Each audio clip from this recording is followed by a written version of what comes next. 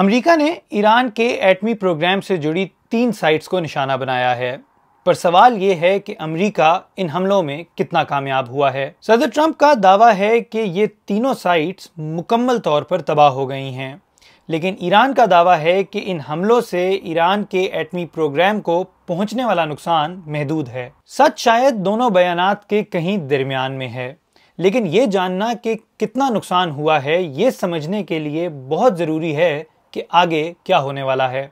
America का एक अहम हदफ फोर्दो था, जो कि एक वेल प्रोटेक्टेड पहाड़ के नीचे ज़ेरे ज़मीन फैसिलिटी है, जहां ईरान यूरेनियम अफजूदा करने का काम करता है, जो कि एक एटम बम बनाने में इस्तेमाल किया जा सकता है। अमेरिका के एक आला फौजी अफसर का कहना है कि फोर्दो के अलावा 2 और साइट्स को भी निशाना बनाया गया है। Final battle damage will take some time, but initial battle damage assessments indicate that all 3 sites sustained extremely severe damage and destruction. In satellite तस्वीर में हम फोर्दो पर हमले से 2 दिन पहले का मंजर देख सकते हैं और फिर अमरीकी हमलों के फौरन बाद का।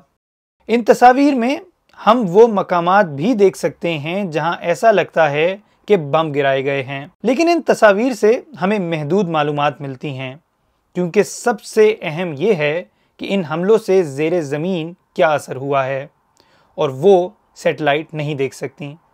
ज़लज़ले का पता लगाने वाली मशीनें हमें ये समझने में मदद कर सकती हैं कि वहाँ क्या हुआ है और हसास आलात को कितना नुकसान पहुँचा है। जासूसों और इंटरसेप्ट की गई कम्युनिकेशन से हासिल होने वाली मालूमात ईरान के रद्द अमल को जाहिर कर सकती हैं, जो हमें यह समझने में मदद कर सकती हैं कि दरअसल हुआ क्या है। इंटरनेशनल एटॉमिक एनर्जी एजेंसी का कहना है कि इनके सेंसर्स ने इन न्यूक्लियर साइट से किसी रेडिएशन लीक होने की अलामत नहीं देखी, लेकिन ये भी हमें कुछ ज़्यादा नहीं बताता, क्योंकि शायद जोहरी मवाद को नुकसान ही ना पहुंचा हो, जोहरी मवाद बम गिरने की वजह से ज़ेरे ज़मीन दफन हो गया हो, या जैसा कि ईरान का दावा है कि इन हमलों से पहले ही वहाँ से अफजूदा यूरेनियम हटा लिया गया था।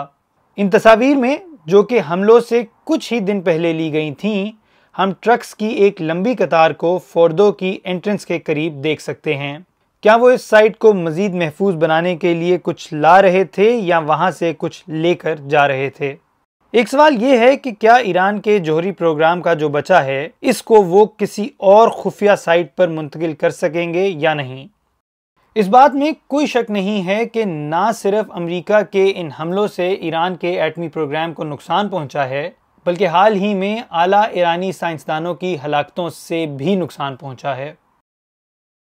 अगर इस मुहिम ने ईरान के एटमी प्रोग्राम को शदीद नुकसान नहीं पहुंचाया, तो शायद ईरान दोबारा इसे तामीर करने की कोशिश करे, इवन एटम बम बनाने की कोशिशों में इजाफा करे। और इसका मतलब ये हो सकता है कि अमेरिका और इजराइल की जानिब से ईरान पर हमले जारी रहेंगे। लेकिन दूसरी तरफ अगर ये प्रोग्राम बड़ी हद तक तबाह हो गया है, तो शायद अब ईरान मुज़ाकरात करने में ज़्यादा इंटरेस्टेड हो।